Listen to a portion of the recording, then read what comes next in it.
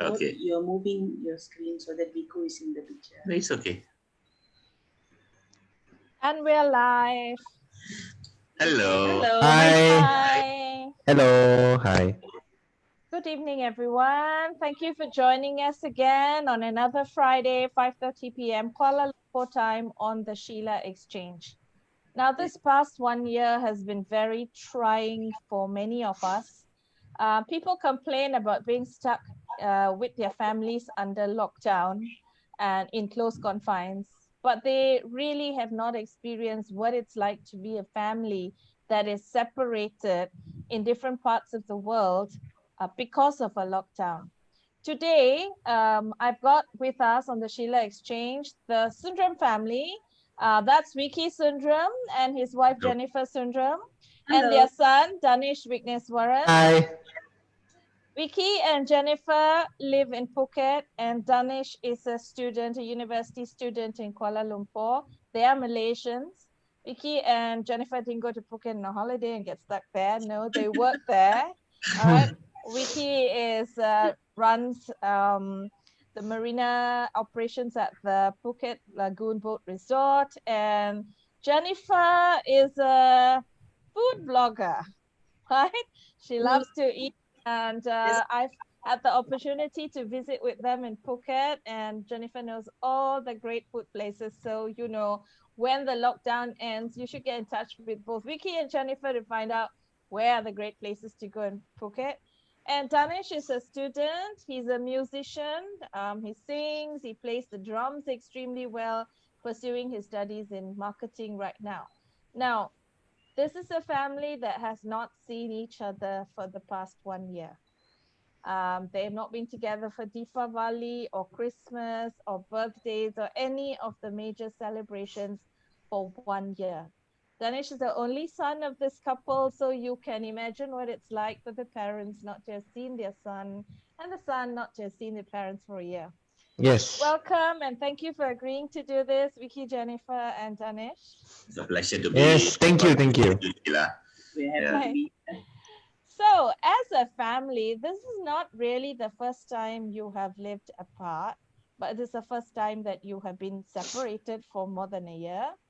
Can you tell us about the other circumstances before this pandemic when you did live apart?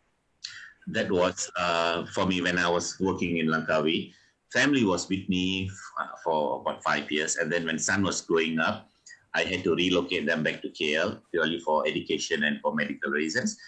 However, I was living in Langkawi. They were in KL. We were just like an hour apart traveling. We still managed to see each other once every 2 weeks, 3 weeks. Either I'm down in KL or they're up in Langkawi for holidays. It wasn't as bad as how it has been over the last 1 year. Right. And what was it like at that time, living away from the head of the family? Jennifer, what was it like? I mean, basically, at that point, with being separated, although you were seeing each other once every 2 to 3 weeks, he was coming down or you were going up at weekends and holidays. But still, it's like, having to be a single parent at that point of time and run the show, although Vicky is just a call away. What was it like living without Vicky? I think it was difficult because Danish needed both parents, but Vicky was always there for Danish. When he calls him, make sure everything is okay every day. Vicky called every day to have a chat with Danish. I took care of being both mom and dad, and also caregiver for his Danish's needs, also to make sure his schooling, everything was okay. So I had my hands full. Tuition, school, driver, music classes, everything. So I really had my hands full. So just having Vicky talk to Danish every day was a positive point for in our lives, because things were crazy. Things were really crazy at that point. But we got to see each other when Vicky came down for holidays and things like that. So That's great. Danish, she said she had her hands full. I hope you were a good boy growing up, yeah.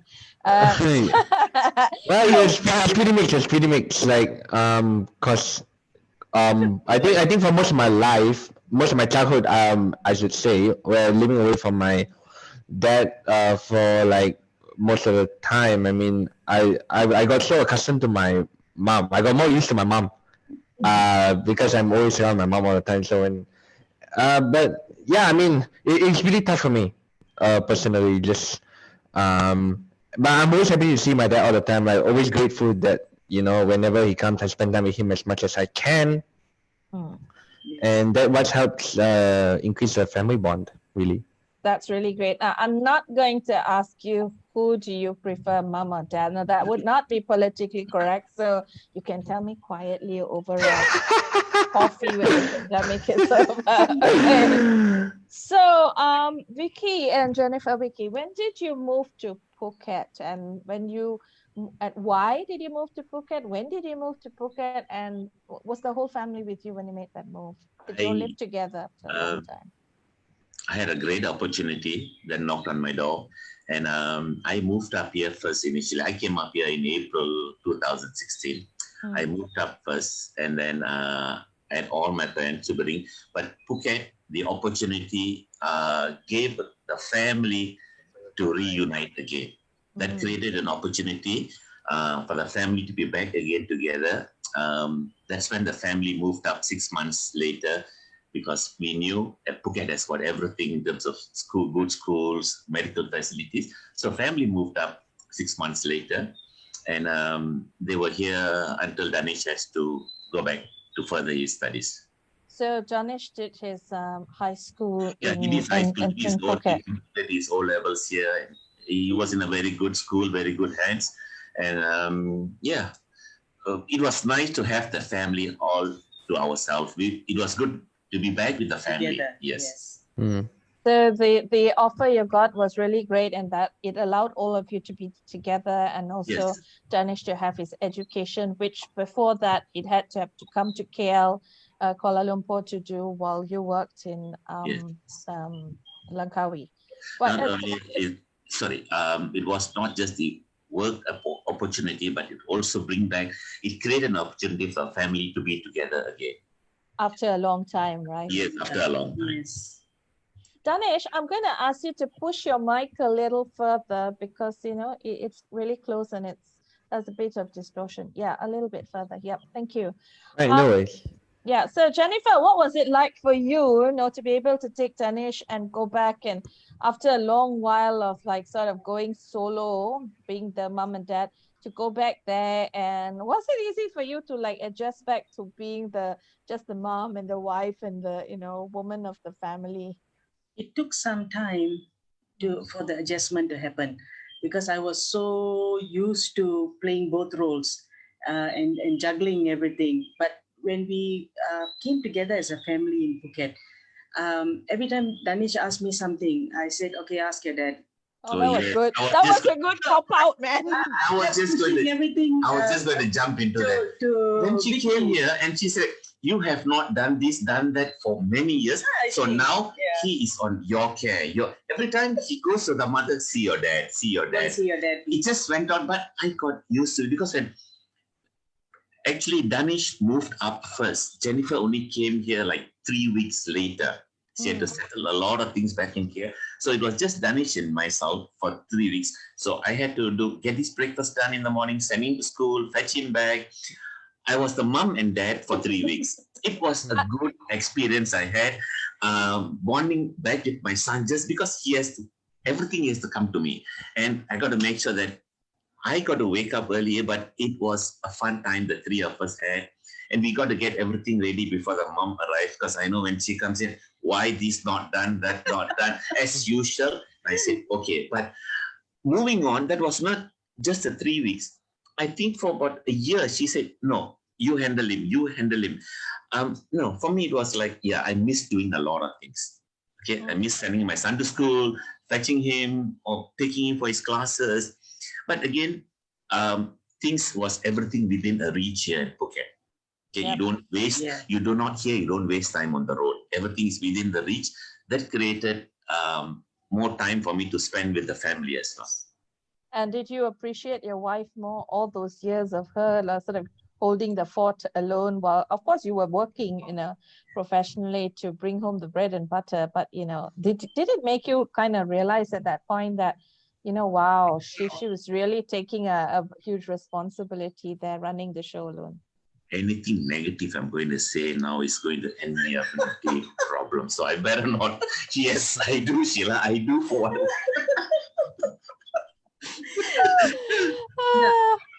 Vicky handled everything. I think we work well as a team, whether it's together or far apart. It's always discussion first and then implement whatever it is that we need to get done. You were our very last visitor we had. Before Phuket, yeah. You were the very last visitor, and you knew how we are here, and you knew me how I am. So it is. Well, I must say, having come and visited with you and stayed with you, that, Jennifer, I think you're really, really blessed to have Vicky as a husband, to go and just do everything at home. And Vicky, I think you're really blessed to have Jennifer as a partner because she's so in tune with you. I mean, together as a couple going out, she's just like a buddy, a friend, and it's great to see the dynamics between the two of you.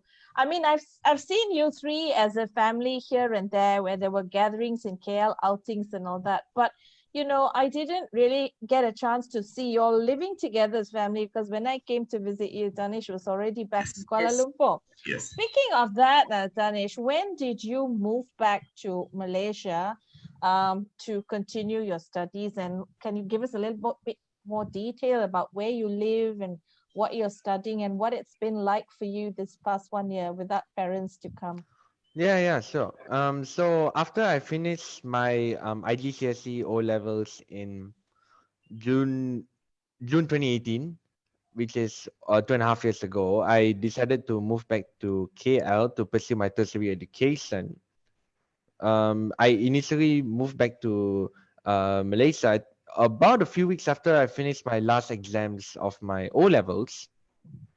And then I decided to pursue the Monash University Foundation year course in Sunray College a month later, July 2018. So that was a 1 year course in Sunray College.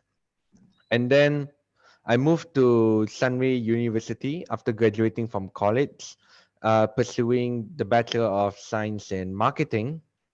And right now I'm in my halfway to my second year, and I will graduate from that course next year, middle of next year.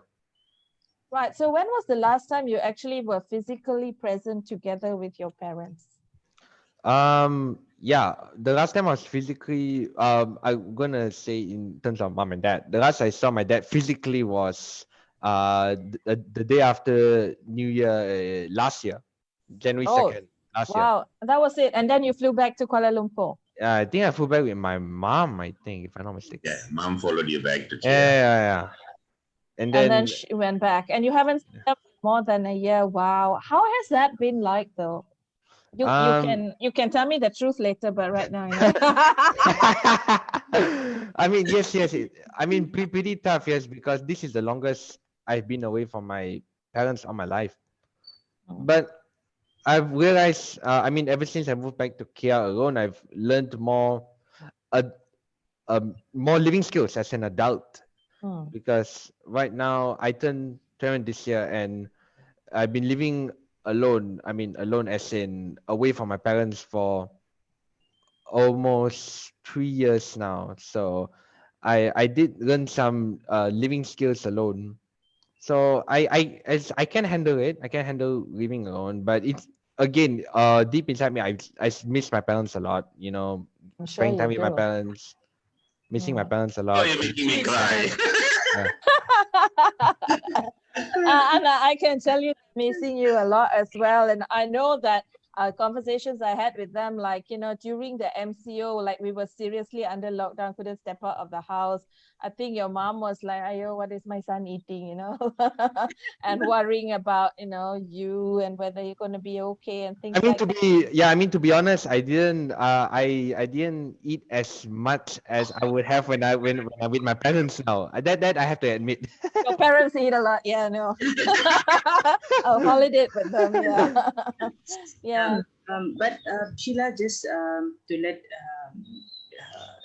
to put it out there, we have great friends and Family. who Okay. have rallied around to help Danish if he needed anything. They have stood by us, and they have been the pillar of strength for us, because if there was anything that we needed, they got it done for us. So just a quick thank you to Ananda and family, and Philip and family, and the rest of our family and friends who have helped us out. Yes, thank you That's so much. great. So Philip family, Ananda and family, you are the proxy parents for Vicky and Jennifer Yes. now to Yeah. sort of keep an eye. And if Danish gets out of hand, you have their full permission to just kidding, Danish. I'm sure you're a good boy. You're not going to do And that. Sheila, Yeah. No, I still I do- not that much. I still do this once in a while. Once in a while, I call Philip to spy on him. Spy on Philip or spy on Danish? Danish, boss, Philip, can you help me go and check what Danish is doing? What is he up to? Okay, Danish. So now Big Brother's watching you, Big Daddy is watching you, yeah? Yeah, I know. So before the pandemic hit, so you had been there in January, December, January for Christmas, New Year holidays. Before the pandemic hit, and you couldn't see each other for a whole year. Before that, you left in 2018, right? Yes. I How have often internet. did you really see your parents? How often did you see Danish parents? Oh, Jennifer goes back to KL once every 2 months or 3 months. In my case, at least once every quarter. I'm down in KL. We catch up with Danish, of course, and family, friends. However, this was always in our thoughts. At some point in our son's life, he's going to go abroad to study. Okay, there's going to be a temporary separation of family. But it worked the other way around. The parents are abroad and the son is studying in Malaysia. Right. Yeah. So the borders are closed. I mean, I'll be very frank with you. After that thoroughly enjoyable holiday I had with you guys in January, I was thinking of coming back again in April and then in August and just bug you guys, but then borders are closed. Unfortunately, you won't have the pleasure of my company anymore. No. We will. We've got more plans this time around. Yes. I know, and I'm gonna take that vaccine so I can come visit you guys, man. So you used to be able to see each other at least 4 to 6 times in a year, and now you haven't seen him for more than a year. Yeah. How did you feel? How did you feel when that happened, Jennifer? When they said lockdown, you probably thought, okay, 2 weeks, 1 month, and then Thailand got locked down, Malaysia got locked down. It was just going on, and borders were closed. And how did you begin to feel after a while, Jennifer? Okay. I think my first thought was, can son survive this? How is he doing? I think that was my first concern, was Danish. But then that's why I said friends was my strength. My girlfriends called me up and said, we'll take care of everything. Don't worry about anything. We know how the lockdown works in Malaysia. You just be safe in Thailand, in Phuket, and we will take care of everything. We will advise Danish what to do, what not to do. So they have been there for me in that sense. So that was my main concern. Danish was my main concern. But we have been, technology is so much greater now. So it's WhatsApp. We were constantly connected every day. We were constantly 3, 4, 5 times a day. Yes. And what we emphasized to him, even though we were not there, was with all this lockdown, and to make sure that whatever his travels, make sure he has got all his necessary masks, sanitizers, keep all this. And we stopped him from going out to a lot of places, which I think for Danish and lockdown he's been on his own lockdown for a some long time. time. Yes. So for him, it Yeah. was not It's something pretty His okay. lifestyle It's pretty okay. didn't change much. His lifestyle didn't change much because of his racing interest, e-racing, and so that was a good thing actually. You know, they say that the lockdown has had sort of extreme contrasting impacts on two different types of people. The extroverts went, oh my God, I'm going stir crazy. I'm stuck in the house. I can't go out. I'm going to die. The introverts went, yay, I don't have to see anybody and, you know, interface with anybody. Danish, was that you? Were you kind of like, okay, how did you handle the lockdown? I mean, lockdown plus the fact, on a separate note, that you wouldn't be able to see your parents for a while. Well, as you mentioned before, the extrovert introvert bit, it was a mix of both for me. Like I had the extrovert reaction and the introvert reaction. The extrovert part, in the sense that I couldn't hang out with my friends like how I usually would back in university. But the introvert part is I could spend A lot more time. I mean I could study from home without having to interact with anyone, and also improve my skills as a sim racer. Spend more time improving my skills as a sim racer at home, and I'm seeing a lot of benefit from that. A lot of big benefits. Okay, sorry, Danish, I'm not so clued in these terms. What racer? Sim racer. What would that be? Sorry. If you would allow me to explain, Sure. sim racing is basically playing racing games competitively on gaming platforms like on PS4, PC, Oh, wow. and racing against the best drivers around the world. So it's like a competition. Do you get money for this? You do get money from this. Those are But perked up.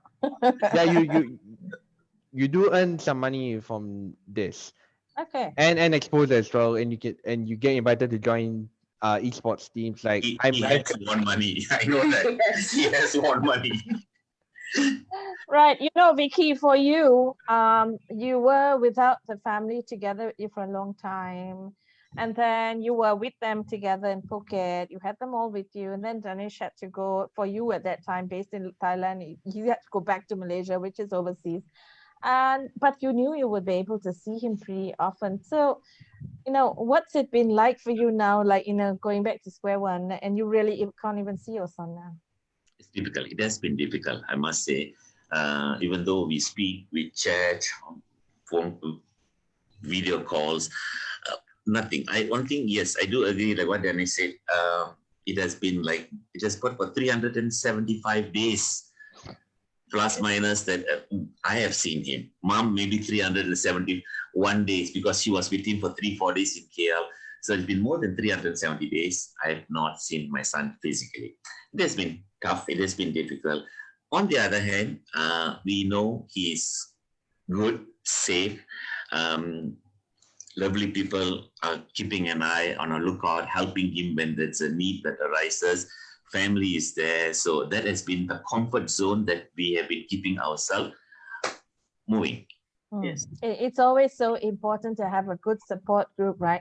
I kind of like can imagine what you're going through, because my brother's just had his first grandchild, who's now 6 months old, in the US, and he can't see him, but he video calls him every morning and, you know, has a chat with him, and that's what's keeping him going. It's technology.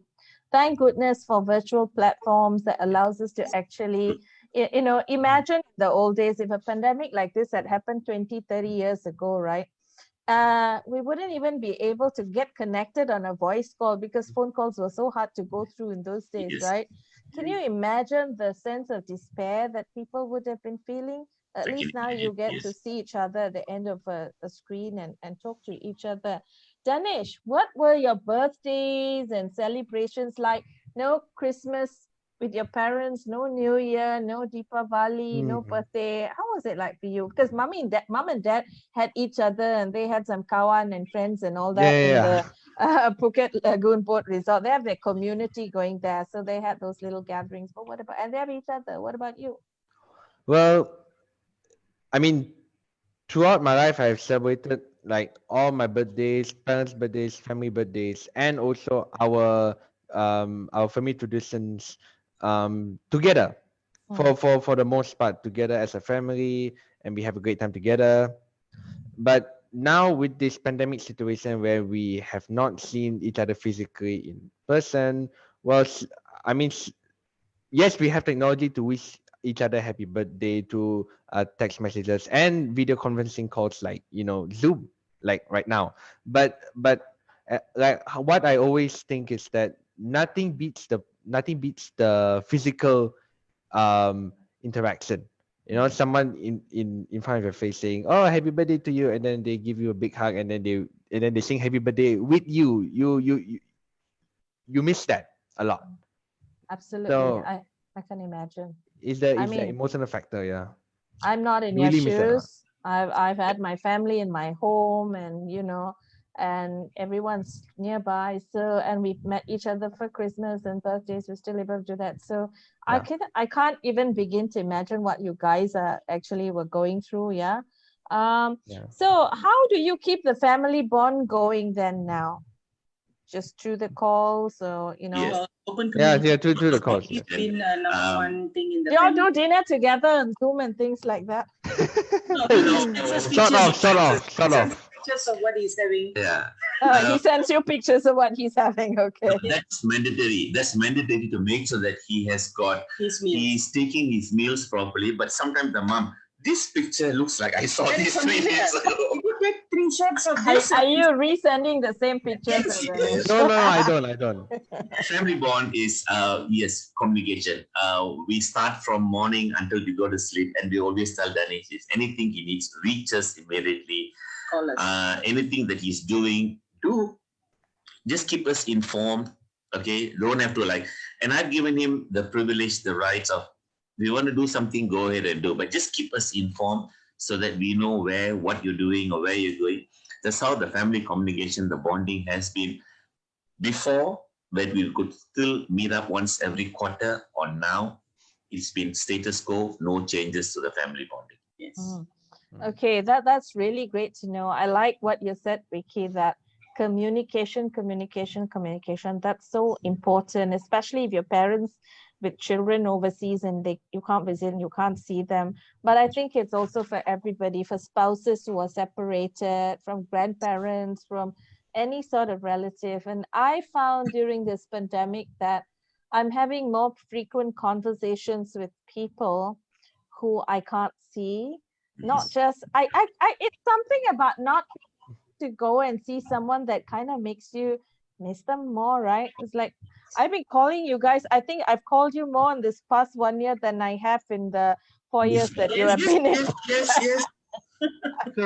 Yeah, so you kind of start missing people that and I can imagine you, Danish, being under lockdown for 3 months, and then after that RMCO, CMCO, whatever MCO that's going on there, right? Or maybe whatever CEO. Yeah, whatever Maybe a CEO, COO right? soon. Yeah, I tell you. So I'm assuming that the minute borders are open, you guys are going to travel to see each other. So who's going to go where first? Okay, this is what we have decided. Once borders are open, we are not going to travel immediately. We're going to hold for 3 months at least to see how things are going. We want to make sure that things are in good order, safety, all aspects are in place. There's no point where if we have held ourselves for more than a year now, what is another 3 months? So we would not jump on the first available flight to KL or get Danish here. No, we will wait for at least 3 months, Sheila. What if there's a vaccination available? Despite the, it is eventually compulsory, mandatory for everyone to have a vaccine before you travel. That's going to be compulsory. But despite having the vaccine, we will still want to monitor at least for 3 months to see how is the travel situation.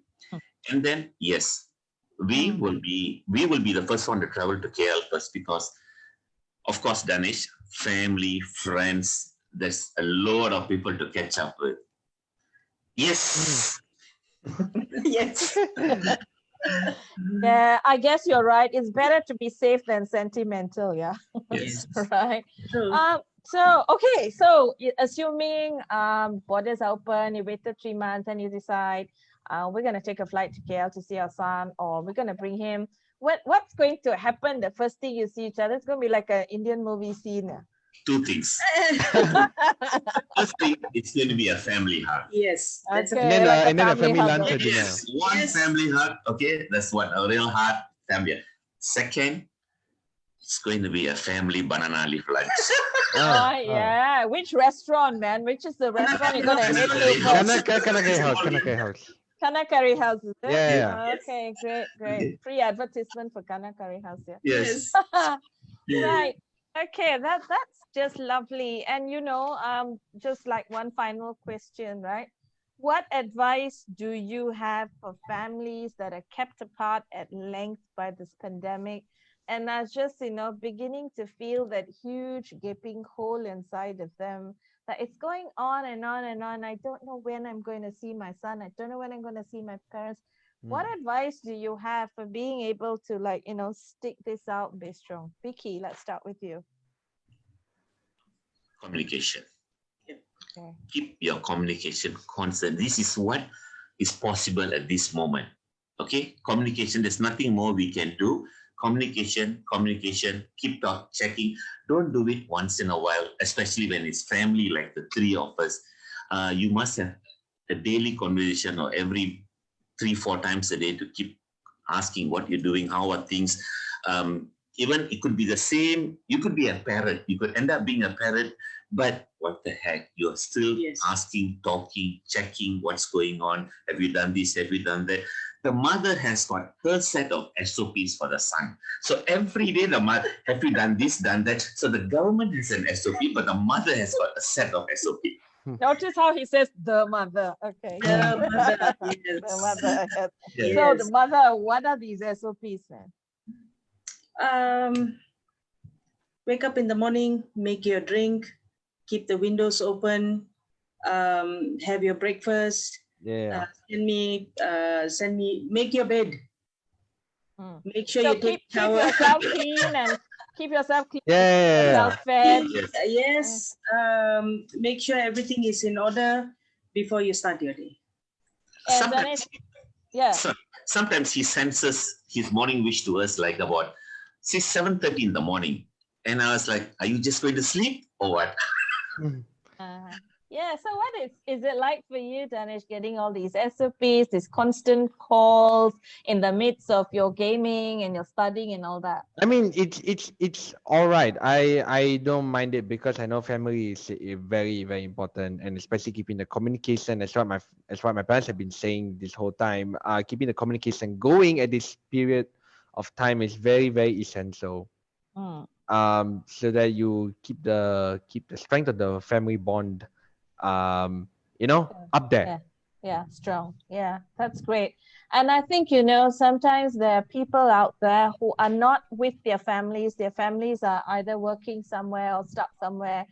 And they think that, okay, I'm going through this pandemic, so I have to sit here and suffer in isolation. I can't go and enjoy myself. I can't go and do this because there's a sense of guilt that your family is not able to be there and do that with you.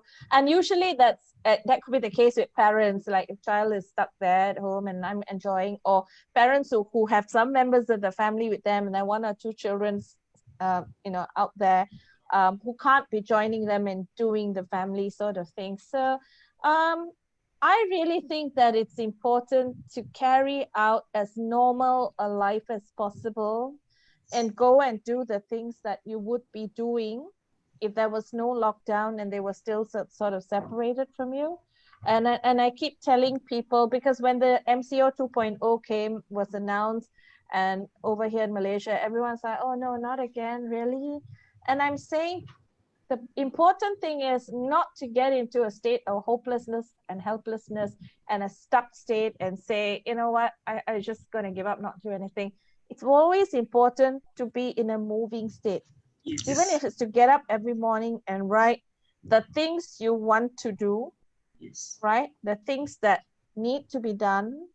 And even if it's to take one step and do one thing towards getting that thing that you want or towards mobility. I think it is so important. True. Any final words, Vicky? Yeah. Most important thing I would say is whatever lockdown is going on the external, on the internal part, you don't lock yourself down. Yeah, don't lock yourself Yes, down. you don't lock Moving. yourself down. You got to keep moving, Sheila. I agree.